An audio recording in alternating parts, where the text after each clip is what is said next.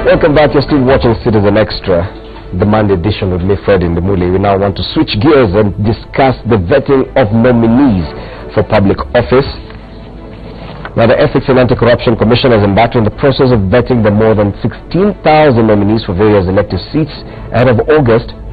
Now, is it an exercise in futility given that even the EACC admits it cannot bar anyone from vying for office unless that person is convicted in a court of law, and even then, if this person appeals or lodges an appeal against that conviction, that's it. The EACC can do nothing about it. So, today the Kenya National Human Rights Commission was to seek a clarification on Chapter 6 from the Supreme Court in terms of the parameters they can use to vet the nominees. In studio we do have Wanairongo Houghton, a public interest advocate. He will clarify on that process exactly what KNCHR was hoping to achieve and how far they've gone with that. We still do have Cynthia Mutera, an analyst, and also joining us is Gabriel Muduma, an analyst as well. Let's start with you, Wanairongo Houghton. What exactly is KNCHR seeking in terms of that advisory from the Supreme Court? What exactly is the confusion? Is it that they do not understand what's supposed to be done, and where are they as far as that process is concerned? Good morning, Fred. I think 2 hours ago, the Kenya National Commission for Human Rights went to court and served the IEBC, the Attorney General's Office, the ACC, and several political parties in a petition that seeks an advisory from the Supreme Court on the application legal application with regards to Chapter 6. The petition is fairly simple. It simply states that an ethical threshold needs to be established by the court and provided to the lower courts to ensure that we don't have candidates, the 16,000 candidates you've just referred to, who are able to run when it is very clear that they have cases to answer. And I think there are three major grounds that they are seeking a bold interpretation from the Supreme Court. The first is that anybody who has been adversely mentioned by a constitutional commission or an independent office and has not been able to clear their name, they are not fit to serve. Secondly, if they have a case in court, even if the case has not been concluded and they've not been convicted, that still presents a cloud of doubt on their capacity to be fit and have the purpose to be able to run a public office. The third area relates to cases where candidates have been convicted and have appealed, and that appeal is still ongoing. So on these three major grounds, the Supreme Court is being asked to give interpretation to Chapter 6. And I think the implication is profound. It's a historic petition in many ways, because it will begin to frame who can come before us as the electorate and seek public office. So I think that is the major thrust of this petition. Don't you think that process is time-barred, given the kind of timelines? It's only 77 days to the next elections. Do you think we can go through a proper process, hearing and determination, and the Supreme Court actually gives an advisory to the KNCHR? Will they still be in time? Will they still have time to vet the nominees given that advisory? I think this week is a critical week for our democracy and for the principle of Chapter 6, and I think for all and every Kenyan out there, this is the week when the vetting takes place. But I think it's important to realize that we still have several weeks ahead of us before the elections, and it is possible that the Supreme Court could rule or give interpretation that would actually affect several candidates that have their hands dirty and still seek to take public office. The bench this morning marked the case as a matter of urgency and have stated that it will be heard on June the 21st. So it's still way before the electoral process. But I think the key thing about this for me is... But by June 21st, the IEBC will have already released its list of candidates, and all this will already be out there campaigning. Are you saying that this vetting could actually come after that? It could come after that, but I think if any candidate is watching this and they're wise, they would essentially see the signal that this sends, and for them to continue to campaign and to spend their private money on their campaigns would be foolhardy if they know that they fall short of the glory of Chapter 6. So I think the message also is to the candidates and to the political parties that they should not think that just because they have been vetted by the IEBC that they will escape the court's across this country. Yes. When Gabriel Muduma, of course, because of what KNCHR is actually pursuing the Supreme Court, that advisory, it means that there is a problem already. So this process that EACC is currently conducting, saying they're vetting the 16,000 nominees, do you think it's an exercise in futility? First of all, good morning, Fred. Good morning. And I think, personally, and on my view, I think, number one, it's time bad. I know Irungu has a different view as to that. This is a process which I believe could have been done maybe a year ago. We are coming close, 78 days, removed from running a general election. And to my view, like I'm telling you, Fred, I think it's one of the most convoluted process we are going to see. The reason why I'm saying this is because we are talking about a process that actually has not been clearly defined as to, where we are whether we are going to have all the, all the instruments in place to be able to conduct this election. Now comes in the issue of EACC, and as we speak at this time, we are being told they are actually looking to see, the academic credentials. They are looking to see, among other things, whether these people have passed the credibility test. So yes, I'm giving them that, but also the other thing we are expecting, we have not heard whether the KPMG register that KPMG was looking into, whether that has been done. So you're looking at a multi-sectorial, coming together where we do not know, how many processes are going to be are going to be complete. Yes. Or completed as we gear into the general election. And that's why I'm saying it's going to be a very convoluted process if we don't take care of it. Now, I am not saying it's a bad thing or it's in bad light to bring in a process like what Mr. Irungu is talking about. And probably I would suggest and probably, give it some element of credence. But again, I think the time is too close. I mean, we are just, like I'm telling you, it's about 78 days into a general election. Actually, 77 days. So many people will argue it's a good process. And then again, if what we are being told you have to exhaust, I mean, as the Constitution, defines, you have to exhaust all legal, battles, to ensure that somebody is really found culpable or guilty, and then they are barred from running for an electoral office, then that just tells you if these people or whoever will be found culpable, if they are in office, you're looking at getting another budget. IEBC must look for another budget to do what you would call another primary, another round of by-elections. You are going to bring other people probably who are not included in the earlier primary.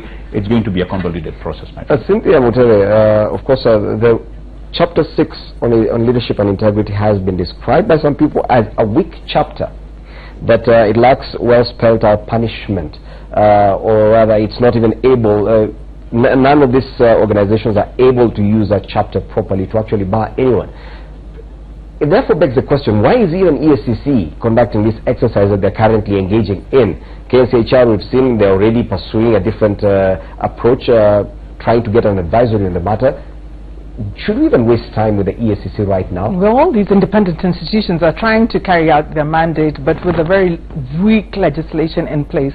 What should have been done with Chapter 6 of our Constitution would have had at least a bill put in place where we have some pieces of legislation around it, where we would have places where people can be incriminated on certain things, and so that it can be a guiding document for which kind of candidate really passes the threshold. The Kenya National Human Rights Commission, as Irungu is saying, is now embarking on a historic venture.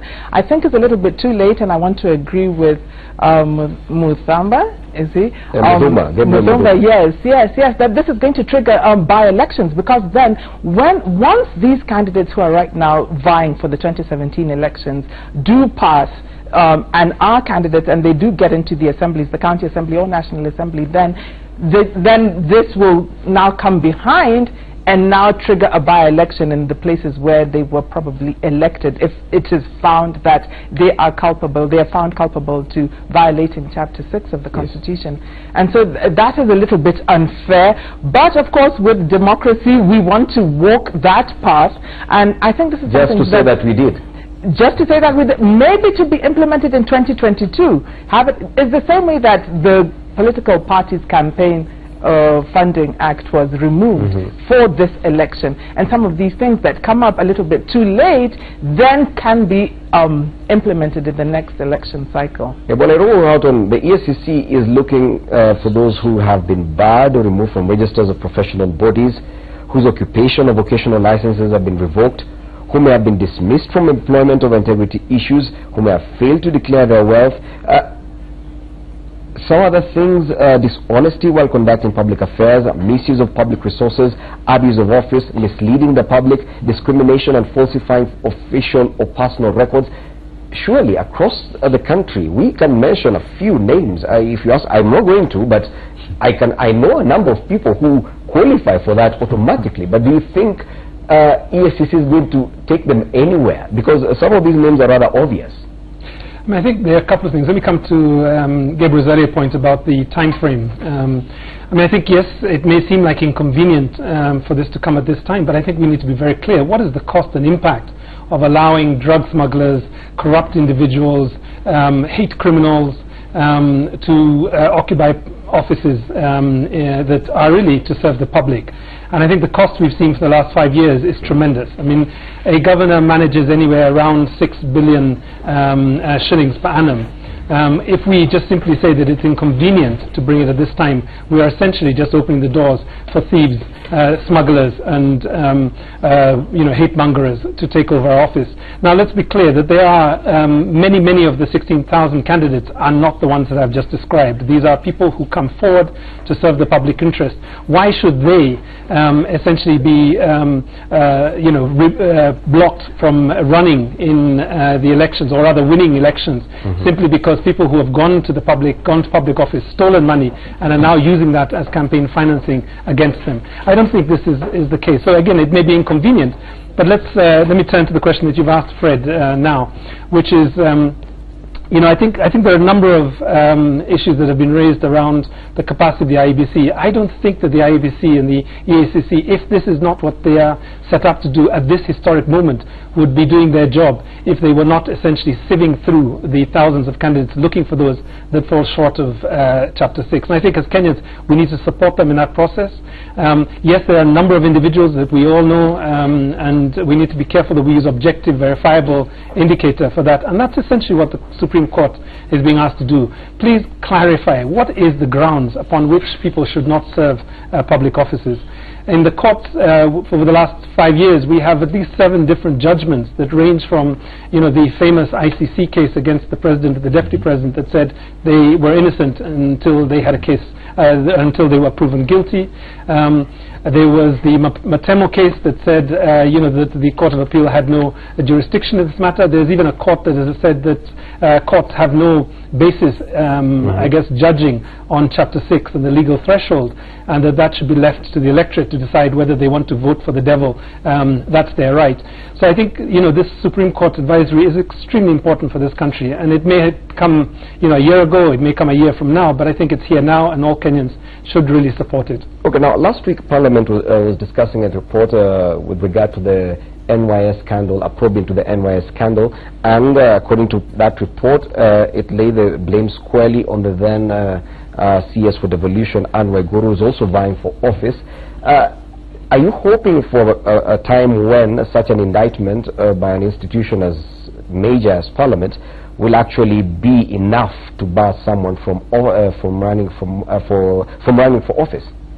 I think we have to be clear. Until the threshold is raised, I mean, there's been a lot of talk about the criminal threshold and the ethical threshold, and I think Gabriel spoke a little bit about the criminal threshold, that we have to exhaust all avenues, yes, legal avenues. But I think it falls short really of the spirit of Chapter 6. If you have if you are essentially accused credibly of having either overseen or been directly involved in this management of public resources, or you have been seen to be acting in contrary to the expectations we have of a leader, then I think you should step down. And I think the best example of this, or the best kind of statement of this, was really the President's speech back in the State of the Nation address, where he asked several of his cabinet ministers to step aside until they were cleared. And I think that's all that we should accept, that if you are accused, and this is a very litigious country, if people throw mud at you, and it's credible and it sticks, I think you should be able to say, okay, I step aside for the duration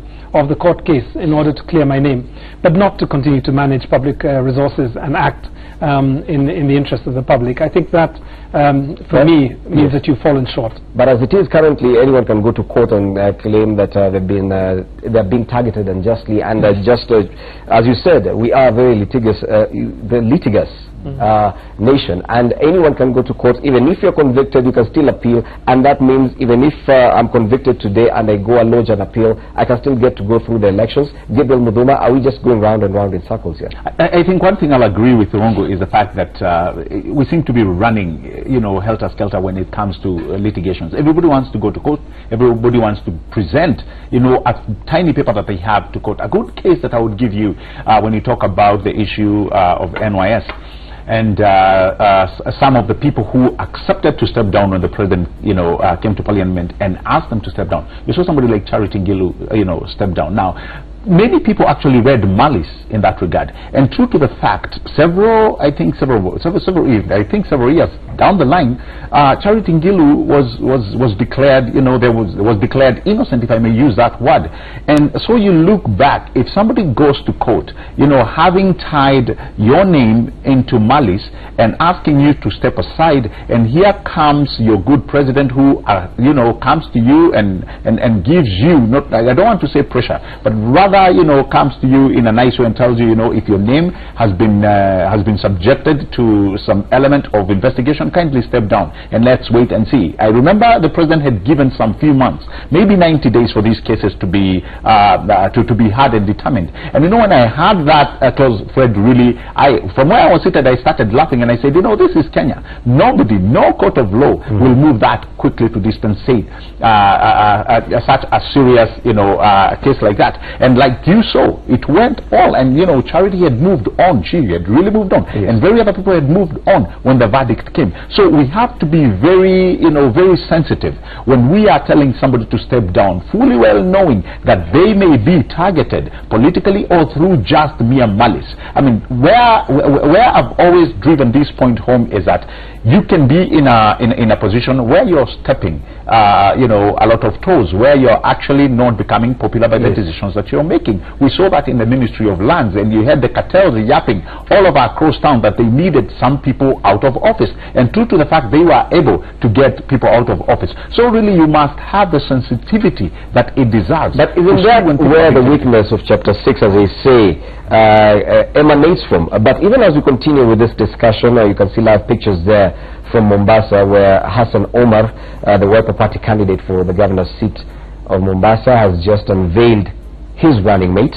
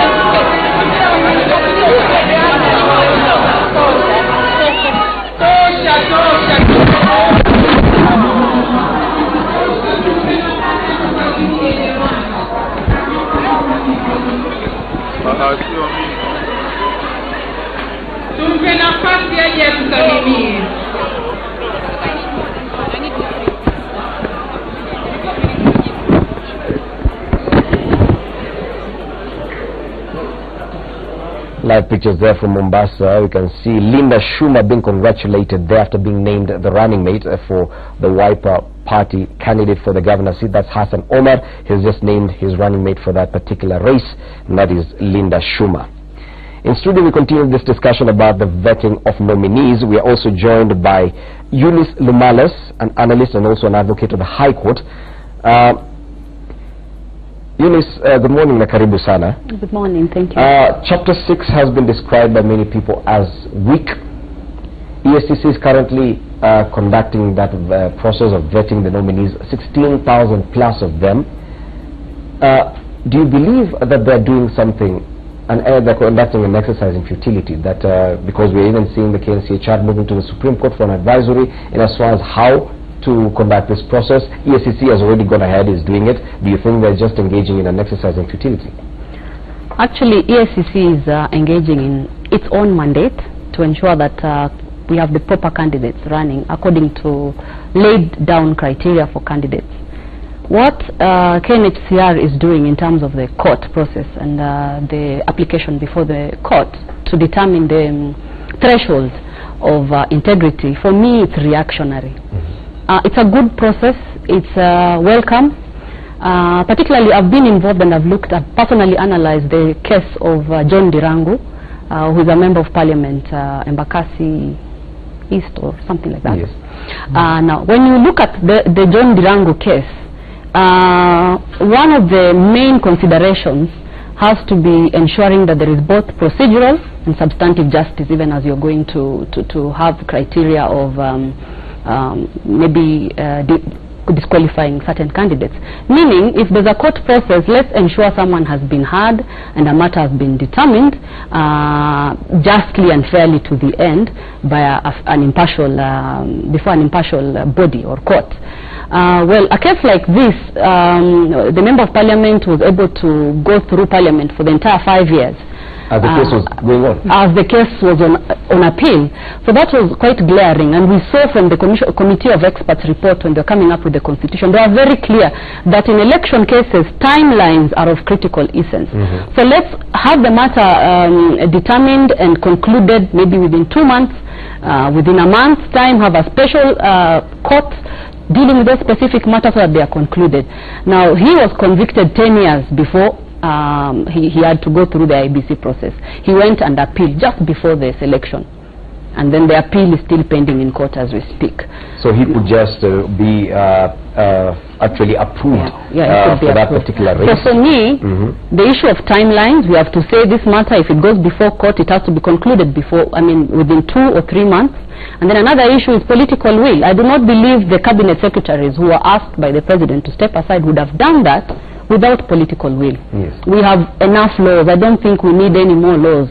We may have regulations and guidelines, but we have proper laws in this country to ensure we get the right candidates. Yes. If we have the proper will. Houghton has been accused of being an over-legislated society, and Eunice Lumalas actually agrees with that. What is this advisory you're seeking? Are you seeking more laws in as far as actually working with Chapter 6 is concerned? Is it a lack of laws? What exactly is the problem with Chapter 6 now that it's being described as weak? Yeah, I love the phrase over-legislated society, as if it suggests that we are a country that abides by the rule of law, which is very far from the case, particularly if you look at the people that are managing our public our taxes. So I think the question is much more of a question around, are we a society that upholds the national value of integrity as something that is a breathing value, not just for leadership, but even for those of us in civil society, in the private sector, and in other spaces. And I think, for me, the current conversation around the Supreme Court advisory is really one to give a very, and first I should just mention that this petition is actually by the Kenya National Commission for Human Rights. It's not by the organization I serve or any of the networks that I work with. But I think it's really important. Again, I think all Kenyans need to give it a fair hearing, and what it will do is resolve an issue that I think has been raised by the previous speaker, which relates to John Ndirangu. His case was 2004. He is actually he's on his way to being on the ballot box again. Yes. 2004. We're talking not just about 10 years, yes, but it's 13 years now, right? So I think the most important thing for us to look at is how do we tighten the enforcement of the laws, the interpretation of the laws, so that it is not possible Is that the kind of advisory you're looking at? Wiggle their way through these processes. Like issues of timelines. I'm looking at, because you are enjoined in that particular petition. by KNCHR. I do understand that. No, we're not enjoined, Yes. but I was in court this morning to express my personal and my institutional support for the petition. Yes, because what is the outcome that they seek? What is the most favorable outcome of this particular petition in your own perspective? Is it that you're hoping that the Supreme Court will advise in terms of limiting the time that some of these cases take? Or what exactly are we looking for? Well, I think primarily the petition seeks to establish an ethical threshold for candidates who seek public office. A criminal standard is really important if you are seeking prosecution and if you are seeking to have somebody jailed for stealing or for inciting the public or falsifying their records. And I think that's, that the law is fairly clear in that regard. What is really not clear is whether people who are either named adversely and have not cleared their names, people who are charged but not yet convicted, or people who have been convicted but are out on appeal, whether they should also be allowed to occupy public offices. And I think what would be a bold interpretation by the Supreme Court would be to say that no, that actually the spirit, the letter and the spirit of Chapter 6 is that public credibility is as important as the legal threshold. It should not just be down to a conviction by a court of law? No, because I think what we know, and I do agree with the idea that the economic crimes courts that have been set up by the Chief Justice should be accelerated. A little while ago, about 6 months ago, we published a small booklet that identified, I think it was something like 66 different ways that the corrupt escape our law courts, and it includes everything from everybody falling sick, from the judge to the lawyers to the people, the defendants, to simply delays and all kinds of games that are played. 66 different ways that this can happen, and I think that process needs to be tightened up in terms of the administration of justice. But I think fundamentally what we need is clarity by the Supreme Court. What is the ethical standard that we should allow people to serve on our behalf? Is it that we set the bar too low? Because remember someone joked that in Kenya you could even get the devil to vie for office and actually get to the ballot box. Yeah, one of these days we'll wake up, I'm sorry, joking, but one of these days we're going to wake up, go to the ballot box, to the polling station, and we're going to find the devil on our ballot forms. Yes.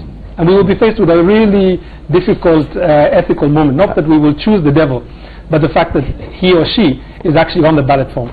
Wow. When of course, we've had this discussion before, that probably an indictment by a parliamentary committee should be enough to bar someone from running for office, because someone is named, Parliament actually gets to discuss this individual, and they lay the blame squarely on this person's feet, then you still get them on the ballot. Don't you think this is a problem? There is a problem, but I don't think Parliament is the best institution to actually give the final ruling. Justifiably so, because it is a caucus of political gathering. I mean, people come from different parties. They have different. They come from very different thoughts. You can push, around a verdict to favor, an individual, like we saw in some of the sittings that they've had.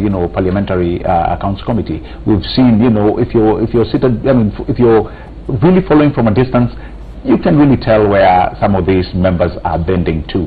So I think Parliament should just be left to do what they do best, and the independent institutions should be left actually to also follow their mandate. You see, Fred, I don't think we do not have laws in this country that can actually sentence people to serious jail terms. I don't think that is the case. I also don't think we have a weak penal code. That's not the case. What we seem to have, Fred, and this is something that I've struggled with for a very long time, is that we have people who have mastered a way to run away from the law, and not only that, to get away with it. That's the key word. People break the law, Fred, because they know at the end of the day they'll get away with it. And use the same law to protect themselves. Exactly. So they've mastered the elements. They've mastered the court systems. I remember some times when I was in school, somebody was saying, why should you pay, why should you hire a lawyer when you can pay the judge? And I think this is where we are heading. This is where we've come. We've come full circle to such an element. People break the law because they can get away with it. Gabriel, your comment is quite interesting. precisely. Not only do we question why we should instruct lawyers now that we can pay for judges, but actually we can pay for the entire criminal system, including the investigator. Wow, we do have an advocate in the panel. Do you agree with this gentleman, and that's where we are, that we are totally misusing the judicial system? Well, if I'm able to buy the entire criminal justice system, then it guarantees me what I want, which is an easier option for anyone. But I don't think that's the position here.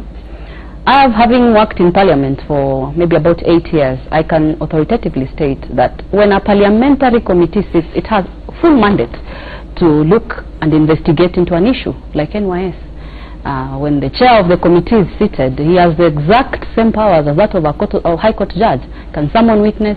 And when you look at parliamentary reports, they have, you have the entire evidence brought in, witnesses, witness statements, and I think comfortably, it should go without saying, if a parliamentary committee has found you culpable of a certain act, without more, because perception is very important. The issue of credibility, having a committee having gone through the process of calling witnesses, investigating them, hearing different personalities, and some of these hearings are actually in public.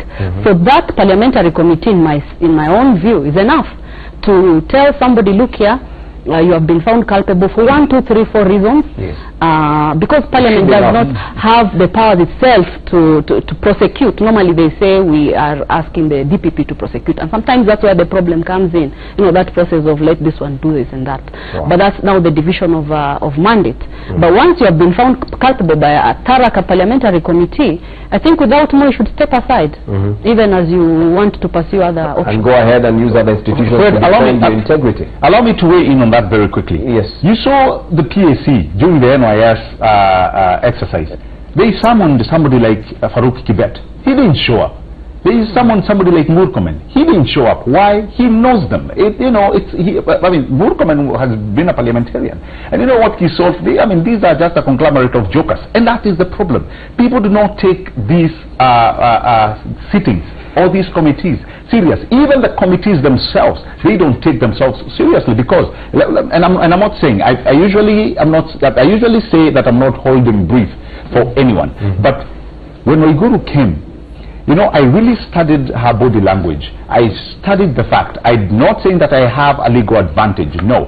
But the questions that she was bouncing on these people, nobody, none of the members who are seated could give a clear answer as to the questions that she was asking. She was saying, these are the reports that you're looking for. I have them. Call so and so. Call this telecommunication company. Find out how many phone calls went on back to back. Gabriel, so it's, we're running the risk of appearing like we're targeting one particular individual.